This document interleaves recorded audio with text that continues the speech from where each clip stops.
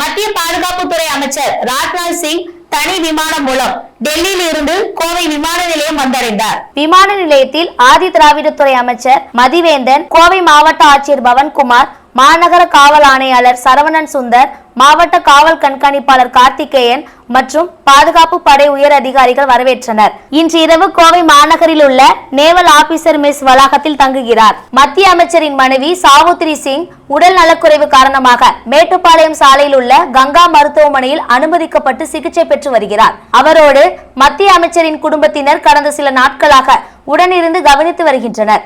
இந்த நிலையில் அவரை பார்ப்பதற்காக மத்திய அமைச்சர் கோயம்புத்தூர் வந்து உள்ளதாக தெரிவிக்கப்பட்டுள்ளது.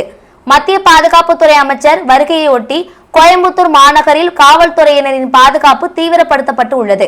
கோயம்புத்தூர் விமான நிலையம், அவினாசி சாலை, லட்சுமி மில்ஸ் சந்திப்பு, மேட்டுப்பாளையம் சாலை, கவுண்டம்பாளையம் ஆகிய பகுதிகளில் காவல்துறையினர் பாதுகாப்பு பணியில் ஈடுபடுத்தப்பட்டுள்ளனர்.